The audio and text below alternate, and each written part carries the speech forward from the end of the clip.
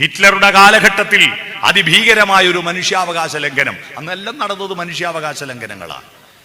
ലക്ഷക്കണക്കിന് ആളുകളെ ഗ്യാസ് ചാമ്പറുകളിൽ ഇട്ട് കൊന്നിട്ടുണ്ട്. അന്ന് ഹിറ്റ്ലറുടെ സദസ്സിൽ പണ്ഡിതന്മാർ തമ്മിൽ ഒരു തർക്കം നടന്നു. ഒരു മനുഷ്യൻ ജനിക്കുമ്പോൾ തന്നെ അവന് അറിവുണ്ട്, സംസ്കാരമുണ്ട്, അവൻ ജനിക്കുമ്പോൾ തന്നെ അത് കൊണ്ടുവന്നിട്ടുണ്ട്. മറ്റൊരു ടീം പറഞ്ഞു ഇല്ല, ജനിച്ചത് ശേഷം ആർജിക്കുന്നതാണ് അവൻ. തർക്കമായി. തർക്കം പരിഹരിക്കാൻ പരീക്ഷണം നടത്താൻ വേണ്ടി ആളുകളെ ചുമതലപ്പെടുത്തി.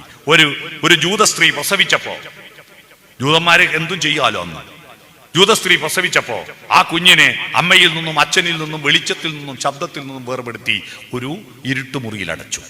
ഭക്ഷണം മാത്രം കൊടുത്തു, വെളിച്ചം കാട്ടിയില്ല, ശബ്ദം കേൾപ്പിച്ചില്ല, മരുന്നും കൊടുത്തു, ഭക്ഷണവും മാത്രം കൊടുത്തു. ഒന്നും കേൾക്കാതെ 15 കൊല്ലം ആ കുട്ടിയെ പോറ്റിയിട്ട് 15 കൊല്ലം കഴിഞ്ഞ് വാതിൽ തുറന്ന് പുറത്തു വിട്ടപ്പോ ലോകം കണ്ട ഏറ്റവും വലിയ ഭീകര ജന്തുവായി പോലും അവൻ.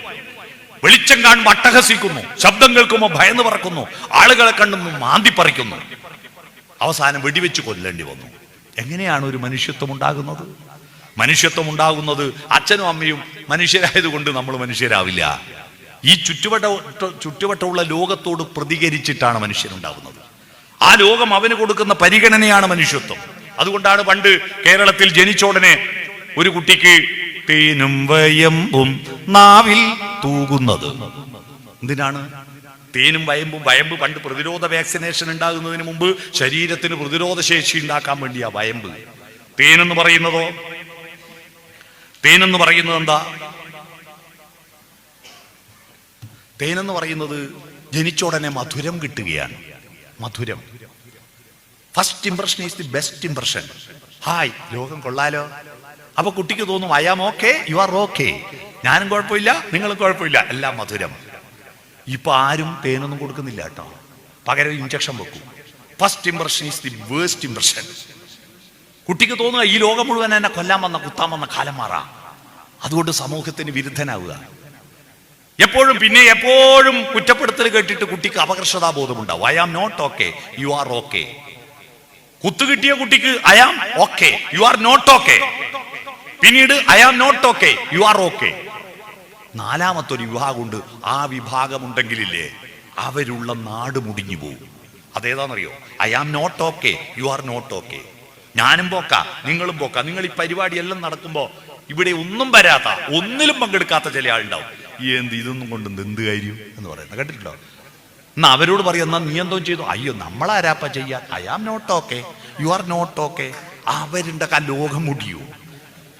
ഈ കുട്ടികളെ I am okay, you are okay, ഞാനും കുഴപ്പമില്ല, നിങ്ങളും കുഴപ്പമില്ല എന്ന മട്ടിലേക്ക് മാറ്റാൻ ആ അനുഭവങ്ങളിലൂടെയാണ് അവൻ അതിജീവിക്കണം. അവന് പാട്ട് വേണം, അവന് കഥകൾ വേണം, അവന് കവിതകൾ വേണം. ആ ശരീരത്തിന്റെ തൃഷ്ണയെ ശമിപ്പിക്കലല്ല മാനവിക ലോകത്തിന്റെ മഹത്വം എന്ന് പറയുന്നത്. മനസ്സിന്റെ ധാർമ്മികതയുടെയും ആർദ്രതയുടെയും ലോകത്തിലേക്ക് ബുദ്ധിശേഷിയുടെ ഇന്റലിജൻസ് കോഷ്യന്റ് മാത്രം വളർത്തിയാ പോരാ, വൈകാരിക ശേഷി വളർത്തണം. ഇമോഷണൽ കോഷ്യന്റ്, ചിരിക്കാനും കരയാനും പഠിക്കണം. പാഷണൽ കോഷ്യന്റ്, ആർദ്രതയുണ്ടാവണം. ഒരു പൂവ് കാണുമ്പോ, ഒരു പൂമ്പാറ്റയെ കാണുമ്പോ ഒരു താല്പര്യവുമില്ല, എന്നാൽ നിർത്തിപ്പൊരിച്ച കോഴിയെ കാണുമ്പോൾ മാത്രം താല്പര്യമുണ്ടെങ്കിൽ അവന് മനുഷ്യത്വത്തിന്റെ മാർക്ക് കുറയുന്നു. ആർദ്രത വേണം, സ്പിരിച്വൽ കോഷ്യന്റ് വേണം, ധാർമ്മിക മൂല്യങ്ങൾ വേണം. അത് ഖുറാനും ബൈബിളും ഗീതയും വായിച്ചത് കൊണ്ട് മാത്രം കിട്ടുന്നതല്ല. അത് ഇത്തരം സംഘടനകളിലൂടെ പ്രവർത്തിച്ച് ഉണ്ടാക്കുന്നതാണ്. ചിന്തയും കർമ്മവും ചേർക്കുമ്പോഴാണ് ഗാന്ധി ഉണ്ടായത്. മോഹൻദാസ് കരംചന്ദ് ഗാന്ധി, ഗാന്ധിയെ ഇന്ത്യയുടെ രാഷ്ട്രപിതാവാക്കിയത് അദ്ദേഹത്തിന്റെ ഹെയർ സ്റ്റൈൽ കണ്ടിട്ടല്ല, അദ്ദേഹത്തിന്റെ സിക്സ് പാക്ക് വയറ് കണ്ടിട്ടല്ല, അദ്ദേഹത്തിന്റെ ബോഡി ഷേപ്പ് കണ്ടിട്ടല്ല. മോഹൻദാസ് കരംചന്ദ് ഗാന്ധി. കരംചന്ദ് ഗാന്ധിക്ക് സുകുമാർ അഴീക്കോട് കൊടുത്ത വ്യാഖ്യാനം കർമ്മവും ചിന്തയും ചാലിച്ചു ചേർത്ത ഗാന്ധി എന്നാണ്. കർമ്മത്തിലൂടെ ചിന്തയും, ചിന്തയിലൂടെ കർമ്മവും പരസ്പരപൂരിതമായി വികസിക്കണം. കർമ്മമില്ലാത്ത ചിന്ത കൊണ്ടെന്ത് കാര്യം? ചിന്തയില്ലാത്ത കർമ്മം കൊണ്ടെന്ത് കാര്യം? ഇത് പരസ്പരപൂരിതമാവണം. അതാണ് കർമ്മചന്ദ്ര ഗാന്ധി, കർമ്മചിന്ത ഗാന്ധി. അതാണ് കേരളത്തിൽ ഇപ്പോ ചിന്തയ്ക്ക് പകരം ചിന്തയുടെ വള്ളി മാറ്റിയതിനാ പ്രാധാന്യം. ചിന്ത എന്ന് എഴുതിയതിന്റെ വള്ളി ഇപ്പുറത്തെ അക്ഷരത്തിനെടുത്ത് അപ്പുറത്തെ അക്ഷരത്തിന് മാറ്റിയിടുന്ന ആളുകൾക്കാണ് ഇപ്പോൾ ഉദ്ഘാടനം എല്ലാം നിശ്ചയിക്കുന്നത്. പണ്ട് മന്ത്രിമാരും MLA-മാരും ഉദ്ഘാടനം ചെയ്യുമായിരുന്നു, വലിയ മാളുകള്, വലിയ കടകളെല്ലാം. അതിന് കഴിഞ്ഞ ശേഷം പാണക്കാട്ടെ തങ്ങളായിരുന്നു പലതും ഉദ്ഘാടനം ചെയ്തിരുന്നത്. അതിനുശേഷം മോഹൻലാലിനെയും മമ്മൂട്ടിനെയും വിളിച്ചു. ഇപ്പൊ ഒന്നുമില്ല. ഇപ്പൊ മുഴുവൻ ഈ വള്ളി മാറ്റിയ ചിന്ത ഏറ്റവും കൂടുതൽ ഒരു നടീനെയാണ് വിളിക്കുന്നത്. എല്ലാ ഉദ്ഘാടനവും ഒരു നടിയാണ്. ആ നടി ആരാന്ന് ഞാൻ പറയണ്ടല്ലോ, നിങ്ങൾക്ക് എല്ലാവർക്കും അറിയാലോ അല്ലേ? അപ്പൊ ആളുകൾ ഫോക്കസ് ചെയ്യുന്നത് ചിന്തക്കല്ല, വള്ളി മാറ്റിയ ചിന്തക്കാണ്. ഈ ഒരു അവസ്ഥയിലേക്ക് പോവുക. അപ്പോ മനുഷ്യനും മനുഷ്യനുള്ള ബന്ധത്തിന്റെ ആർദ്രത, അതാണ് സ്പിരിച്വൽ കോഷ്യന്റ്. സോഷ്യോ കോഷ്യന്റ് സാമൂഹ്യ ബന്ധം വേണം. സയൻസ് കോഷ്യന്റ് ശാസ്ത്രബോധം വേണം. അന്ധവിശ്വാസങ്ങളിലേക്ക് തിരിച്ചു പോകുന്നു നമ്മുടെ കുട്ടികൾ വല്ലാതെ. നിങ്ങൾ മനസ്സിലാക്കണം, വിശ്വാസമായിക്കോട്ടെ, ദൈവത്തിൽ വിശ്വസിച്ചോട്ടെ, പക്ഷേ ദൈവമാണ്, ദൈവത്തിലൂടെ എല്ലാം നേടും, ഞാനൊന്നും അനങ്ങണ്ടെന്ന് വിചാരിച്ചാൽ ലോകം തുടങ്ങിയെടുത്തുണ്ടാവില്ലേ? ലോകം തുടങ്ങിയെടുത്തുണ്ടാവും.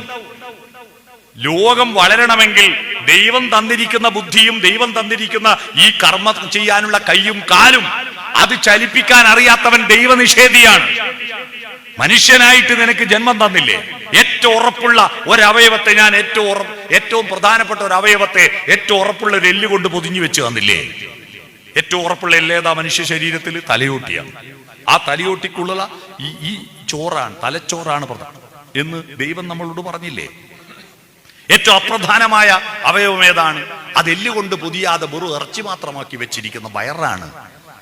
പക്ഷെ ഈ ചോറിനേക്കാൾ ഈ ചോറിന് പ്രാധാന്യം കൊടുക്കുന്നവൻ മനുഷ്യനല്ല എന്ന് നമ്മളോട് പറഞ്ഞിട്ട് നമ്മൾ ഈ ചോറ് ഉപയോഗിക്കണ്ടേ?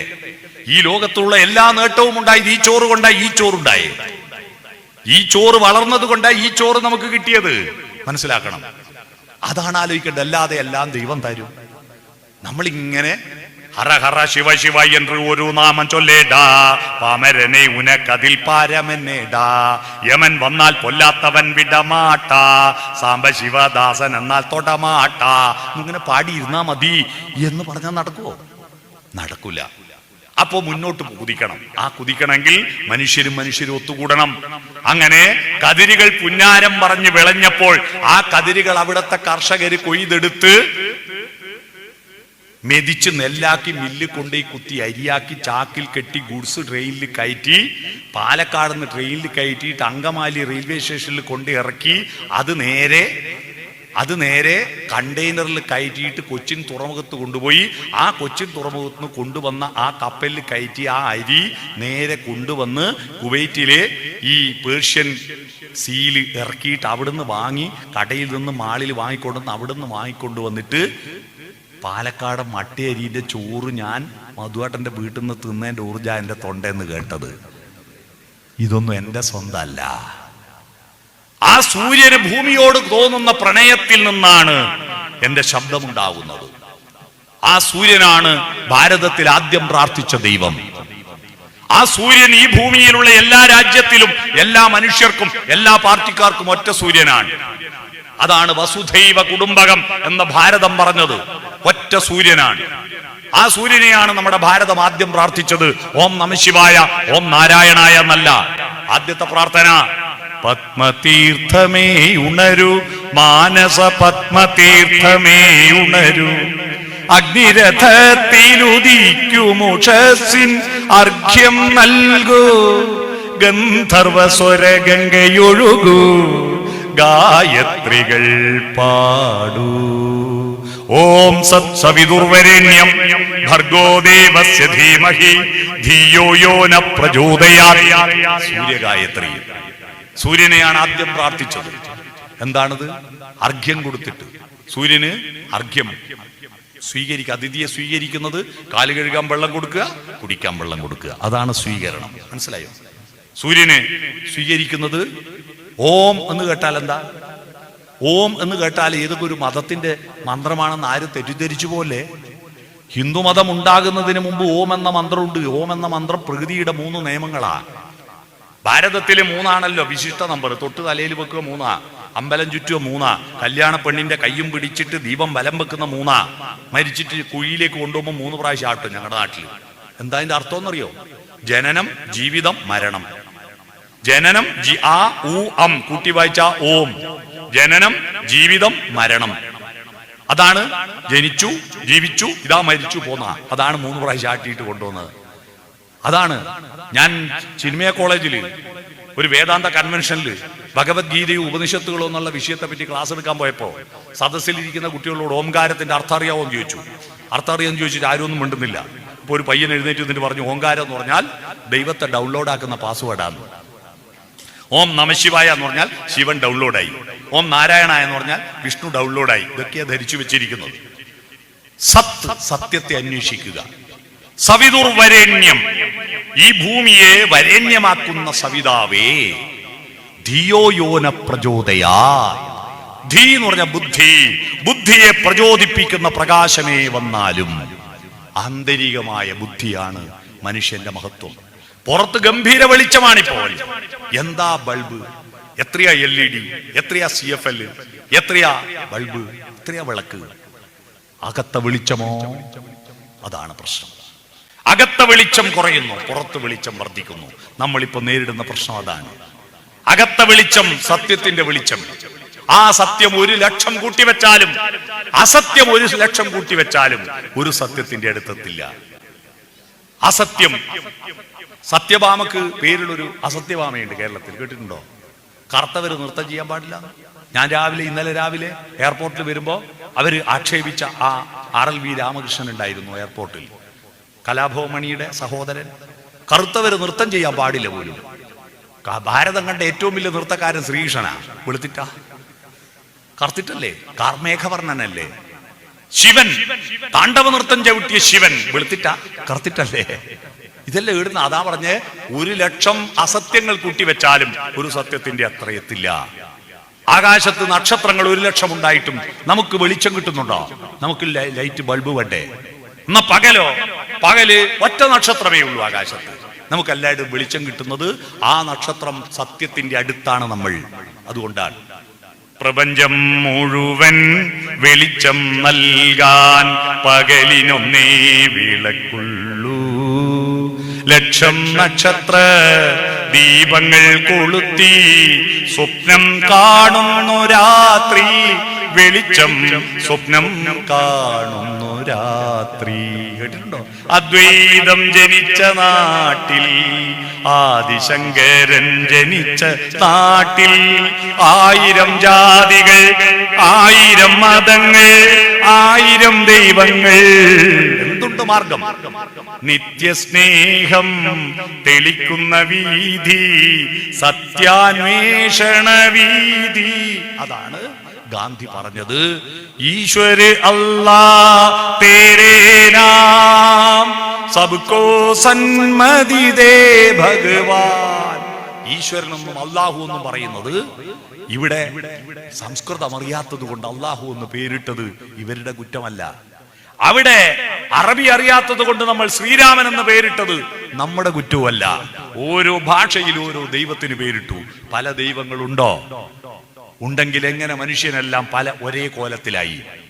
യഹോവ സൃഷ്ടിച്ച യഹൂദനും, ബ്രഹ്മാവ് സൃഷ്ടിച്ച ഹിന്ദുവിനും, കർത്താവ് സൃഷ്ടിച്ച ക്രിസ്ത്യാനിക്കും, അള്ളാഹു സൃഷ്ടിച്ച മുസ്ലിമിനും 2 കണ്ണാണ്. എല്ലാത്തിനും മൂക്കിന് 2 ദ്വാരമാണ്. എല്ലാവർക്കും ചെവി. ഒരാളെ അബദ്ധം പറ്റി ചെവി പപ്പടം കാച്ചു പോലെ ചുളുങ്ങിപ്പോയി. എന്നാ മറ്റേയാള് നേരെ വെക്കണ്ടേ ചെവി? എല്ലാരും ചെവി ഒരേപോലെ ചുളുങ്ങി മടങ്ങിയിട്ടാണ്. എല്ലാവർക്കും ചോരക്ക് നിറം ചോപ്പാണ്. ഇതെങ്ങനെ അബദ്ധത്തെ പറ്റിയതാണോ? യാദൃച്ഛികമായിട്ട് വന്നതാണോ? യഹൂദന്മാരെ സൃഷ്ടിച്ചിട്ട് അതിന്റെ സോഫ്റ്റ്വെയർ ബ്രഹ്മാവിന് വാട്സപ്പിൽ അയച്ചു കൊടുത്തിട്ട് ബ്രഹ്മാവ് അത് ഡൗൺലോഡ് ചെയ്തിട്ട് ഹിന്ദുക്കളെ ഉണ്ടാക്കിയതാണോ? എന്നിട്ട് അത് ഇൻസ്റ്റഗ്രാം പോസ്റ്റ് ചെയ്തത് കണ്ടിട്ട് കർത്താവ് ഡൗൺലോഡ് ചെയ്തിട്ട് ക്രിസ്ത്യാനികളെ ഉണ്ടാക്കി. എന്നിട്ട് മെസ്സഞ്ചറിൽ അള്ളാഹുവിന് അയച്ചു കൊടുത്തിട്ട് അള്ളാഹു മുസ്ലിങ്ങളെ ഉണ്ടാക്കി എന്ന് ആരെങ്കിലും പറയുമോ? ഇല്ല. ഓർത്താൽ ഒരൊറ്റ തറവാട്ടുകാർ നാം. ഈ ഒരു പ്രാപഞ്ചിക ബോധമാണ് ഗാന്ധിയുടേത്. വർഗവർണ്ണ വ്യത്യാസമില്ലാതെ, ജാതി മതഭേദമില്ലാതെ, നിറവ്യത്യാസമില്ലാതെ എല്ലാവരും മനുഷ്യരാണ്, സത്യമാണ്. അത് അന്വേഷിക്കലാണ് നമ്മുടെ ജീവിതം. മനുഷ്യന്റെ ജീവിതം സത്യത്തെ അന്വേഷിക്കലാണ്. അസത്യത്തിൽ നിന്ന് സത്യത്തിലേക്കുള്ള യാത്ര. അസതോമാ സദ്ഗമയ. അതാണ് ഗാന്ധി തന്റെ ആത്മകഥയുടെ പേര്, എന്റെ സത്യാന്വേഷണ പരീക്ഷണങ്ങൾ. അതുകൊണ്ട് നമുക്ക് സത്യത്തിലേക്ക് യാത്ര ചെയ്യാം. നന്മയുടെ പാതയിലൂടെ ജനഗണ മംഗളദായകരാവാം. ജനഗണമന അധിനായകൻ ആണല്ലോ. ഇപ്പോ ജൂൺ 4-ാം തീയതി മനസ്സിലാവും ആരാണ് ജനക്കൂട്ടത്തിന്റെ മനസ്സിന് അതിനായകനെന്ന്. വോട്ടെണ്ണുമ്പോൾ മനസ്സിലാവും. പക്ഷേ അവരവിടെ എത്തിയാൽ ജനഗണമംഗളദായകരായിരിക്കണം. ജനക്കൂട്ടത്തിന് നല്ലത് ചെയ്യണം. ആ മംഗളമാർഗത്തിലൂടെ, നന്മയുടെ മാർഗത്തിലൂടെ, സത്യത്തെ അന്വേഷിച്ച് സ്നേഹം കൊണ്ടൊരു തോണിയുണ്ടാക്ക്, കാലത്തിനറ്റത്ത് പോകാം, ആറ്റുനോറ്റുണ്ടായൊരുണ്ണി. ആ സ്നേഹത്തിന്റെ മാർഗത്തിലൂടെ സഞ്ചരിക്കാൻ നമ്മുടെ പുതിയ കുട്ടികളെ, ആ കുട്ടികളെ നമ്മൾ ചേർത്ത് പിടിക്കുക. അവർക്ക് ഗാന്ധിയെക്കുറിച്ച്, ഇന്ത്യയെക്കുറിച്ച്, ലോകത്തെക്കുറിച്ച് പറഞ്ഞു കൊടുക്കുക. എൻ്റെ ഏറ്റവും നല്ല രാജ്യം ഇന്ത്യയാണെന്ന് പറയുന്നത് എൻ്റെ രാജ്യമായതുകൊണ്ടാണ് എന്ന് അല്ല, ആ ഇന്ത്യയുടെ പ്രത്യേകതകൾ പറഞ്ഞു കൊടുക്കണം. എൻ്റെ മതം ഏറ്റവും നല്ല മതമായത് എൻ്റെ മതമായതുകൊണ്ടല്ല, ആ മതത്തിന്റെ പ്രത്യേകതകൾ കൊണ്ട് പറഞ്ഞു കൊടുക്കണം. അല്ലാതെ എൻ്റെ മതമായതുകൊണ്ട് ഏറ്റവും നല്ലത്, എൻ്റെ രാജ്യമായതുകൊണ്ട് ഏറ്റവും നല്ലത്, നോ. അതിന്റെ കാരണങ്ങൾ കൂടി കുട്ടികൾക്ക് പറഞ്ഞു കൊടുക്കുക. അല്ലെങ്കിൽ സ്വാർത്ഥതയും വരും, മറ്റുള്ളതെല്ലാം മോശമാണെന്ന് വരും. അത്തരത്തിൽ വെറുപ്പില്ലാതെ എല്ലാം ഒരിത്തിരി സ്നേഹത്താൽ വീണ്ടെടുക്കൂ എന്ന ആ സന്ദേശവും ഏറ്റെടുത്തുകൊണ്ട് നിങ്ങളുടെ എല്ലാ പ്രവർത്തനത്തിനും കേരളീയ സമൂഹത്തിന്റെ എല്ലാ പിന്തുണയും പ്രഖ്യാപിച്ചുകൊണ്ട് ഈ മനോഹരമായ ദൗത്യം ഏറ്റെടുത്ത ഈ കൂട്ടായ്മ, ഈ സുഹൃത്തുക്കൾ,